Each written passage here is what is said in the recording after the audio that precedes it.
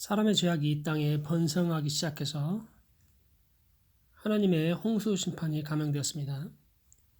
노아와 온 집, 아들들, 아내, 며느리들까지 다 방주에 타고 이를 제외한 모든 사람은 씨도 남기지 않고 죽게 되었습니다. 동물들도 다 탔고요.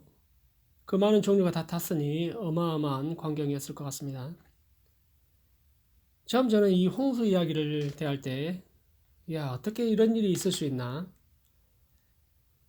창조주가 인간을 물로 쓸어 심판하시다니 도대체 그 죄악이 얼마나 중한 죄악이었기에 그랬을까? 다 남의 집 귀한 자식이고 그렇지 않나? 근데 요즘 보면 사람이 어느 정도 악하고 사람의 탈을 쓴 마귀다라는 것을 실감할 수가 있습니다. 우크라이나 전장의 참상들이 미디어에 고스란히 올라오는 걸 보면요. 그리고 또 가까운 예로 저희 집 옆집에요. 자꾸 그 음식물 썩히는 컴포스트라는 거를 창문 옆에 데크 쪽에 갖다 놔요.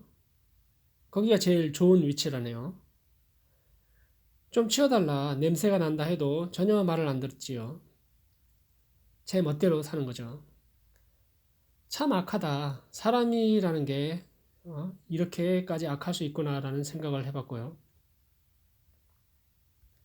당대의 의인이었던 노아와 가족이 이제 구원을 얻었고 하나님은 물로 다시는 심판하시지 않겠다고 언약을 세우십니다.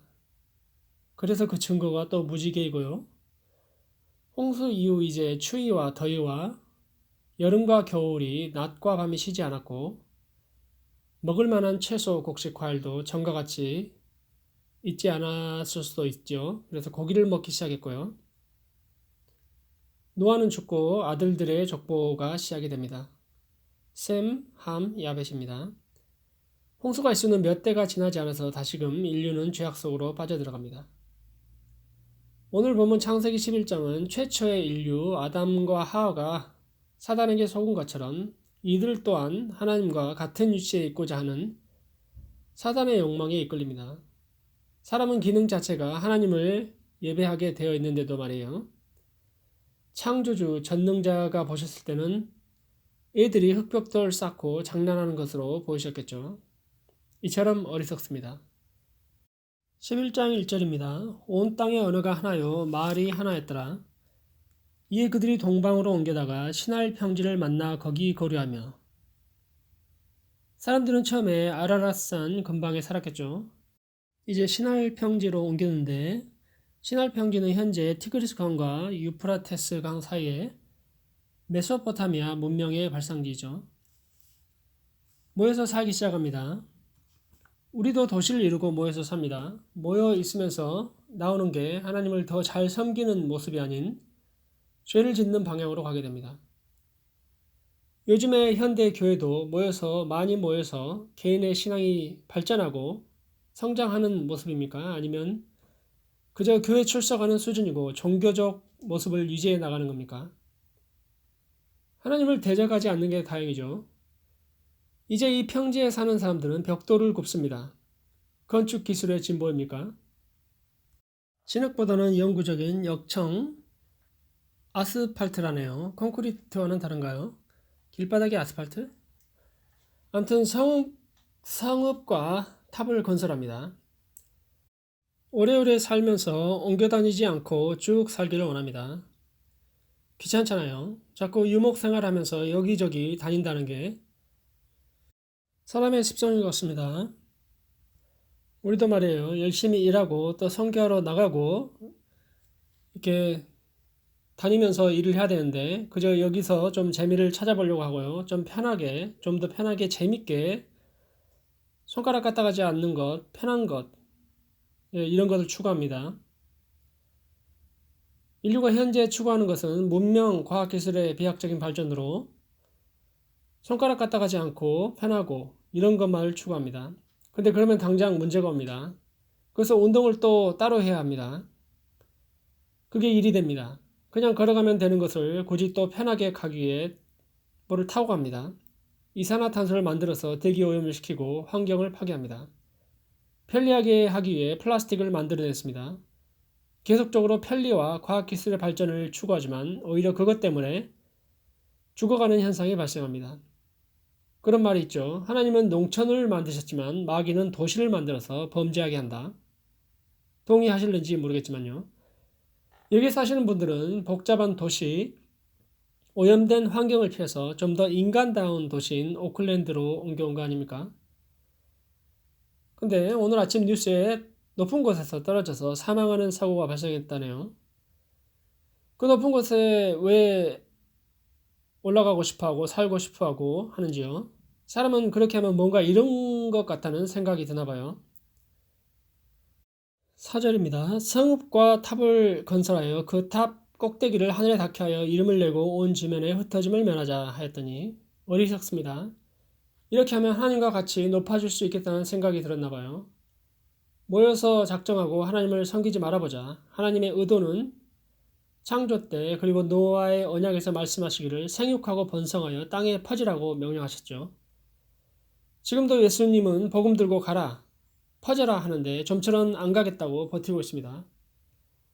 모여서 자꾸 오염을 시키고 치고받고 싸우고 있습니다. 모여있으면 그렇게 되는 것 같습니다. 이제 핵무기를 쓴다고 난리죠. 소형 전술 핵무기, 히로시마 폭탄보다 좀 더 센 그런 거.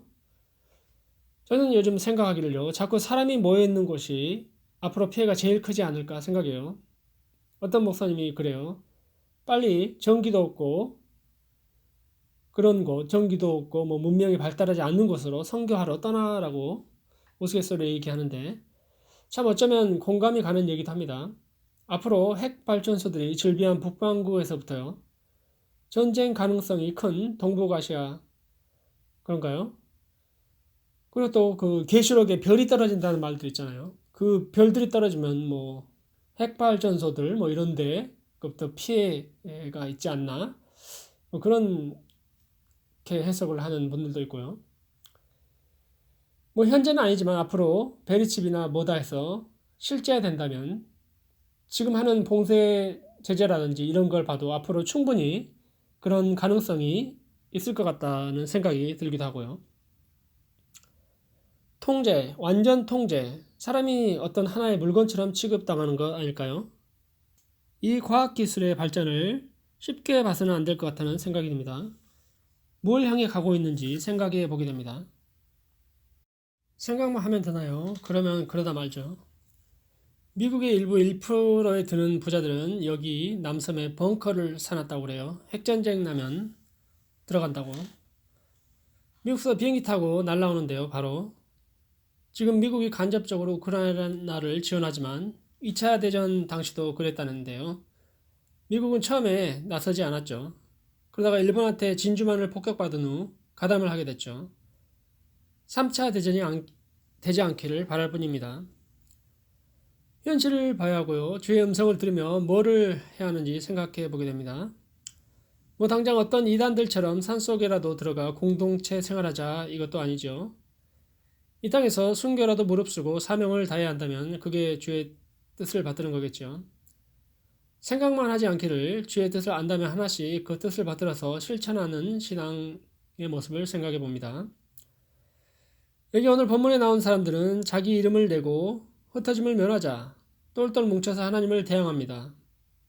유대인 철학자 필로에 의하면 그 당시 사람들은 각각 벽돌에다가 자신들의 이름을 새겼다고 합니다. 스스로 명예를 얻고자 했던 사람들의 벽돌은 온데간데 없습니다. 반면에 자신을 드러내지 않고 주를 위해 겸허하게 살다간 주의 종들의 이름은 전파되고 남아 있습니다. 이 성을 쌓았던 사람은 최초의 가인으로부터 해서요. 에녹성을 쌓았죠. 두 번째는 함의 아들 노아의 둘째죠.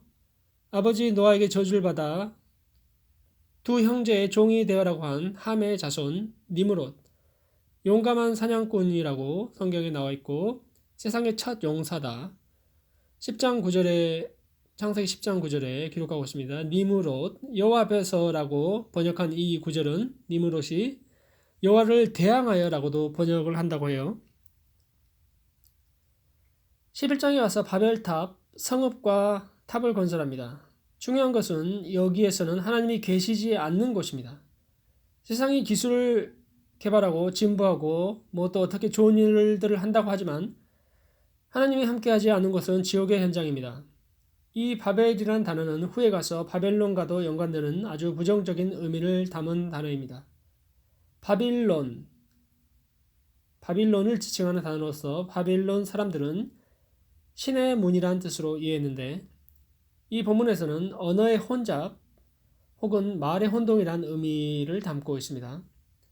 이러한 구약 성서의 이해는 어원에서 온 거라기보다는 발음이 유사해서요. 혼동하다라는 단어는 발랄인데 그 발음이 유사해서 말장난으로 발랄과 바벨을 연결하면서 바벨이란 이름이 유래됐다고 합니다. 그래서 이제 열심히 이들이 성과 탑을 건설했습니다. 하나님을 예배하지 않고 독립적으로 하나님 없이도 잘 살 수 있다는 걸 과시합니다. 과연 좋을까요? 과거 이전에 하나님이 내 가운데 계시지 않았던 때와 지금을 비교해 보면 끔찍합니다. 혼돈과 공허 가운데 있었던 거니까요. 5절을 보겠습니다. 여호와께서 사람들이 건축하는 그 성읍과 탑을 보려고 내려오셨다. 6절에 여호와께서 이르시되 우리가 이 무리가 한 족속이요 언어도 하나이므로 이같이 시작하였으니 이후로도 그 하고자 하는 일을 막을 수 없으리로다. 자, 우리가 내려가서 그들이 서로 알아듣지 못하게 하자 하시고 여호와께서 그들을 온 지면에 흩으셨으므로 그들이 그 도시를 건설하기를 그쳤더라. 그러므로 그 이름을 바벨이라니 이는 여호와께서 거기서 온 땅의 언어를 혼잡케 하셨음이니라. 여호와께서 거기서 그들을 온 지면에 흩으셨더라. 아멘. 사람이 암만 계획하지만 그 뜻을 이루시는 이는 여호와라는 걸 보여줍니다. 무슨 동기를 가지고 일을 하든 간에 하나님의 뜻이 아니면 주님은 그 계획들을 무너뜨리십니다. 괜한 고생 가운데 열심 가운데 있는 게 잘하는 것이 아니고 아버지의 뜻인가 아닌가를 잘 분별해야 될 것입니다. 이토록 인간의 부질없는 헛수고는 허탈하게 하지만 하나님의 계획과 함께하고자 하는 순종자는 하나님을 예배하고 찬양하는 그 임무와 일들을 감당해내는 사람들은 사도행전 2장의 오순절날과 같은 축복들을 경험하게 됩니다. 하나님 나라가 가정과 일터에 임하는 놀라운 일들을 보게 되고 기쁨과 평안이 있게 됩니다. 거꾸로 뜨림을 당하는 일이 생겨도 주님이 함께 하시는 걸 믿기 때문에 흔들릴 이유가 없는 사람으로 변해갑니다. 이후 10절부터 셈의 족보가 시작됩니다. 이 축복받은 족보는 아브라함에 이어 예수 그리스도까지를 잇는 축복의 족보가 시작이 됩니다. 우리도 오늘 족보를 써내려갑니다. 어떤 대열에 설지는 하루하루 우리의 결정과 삶의 방식에서 드러납니다. 오직 예수만 섬기는 바벨탑 쌓지 않는 복의 근원이 되는 모든 가정과 공동체 되길 바라며 기도드리겠습니다. 사랑이 많으신 여호와 하나님, 끝없이 타락의 타락을 이어온 인류의 역사는 지금도 타락을 걷고 있지만 주님이 내려오셔서 흩어버림이 구원이고 은혜임을 압니다. 오늘도 한순간도 한 생에도 예수께로만 붙들려서 살아갈 때 이미 임한 천국을 경험하고 앞으로도 올 천국을 향해 살아가는 모두에게 인도하여 주옵소서. 예수님 이름으로 기도드립니다. 아멘.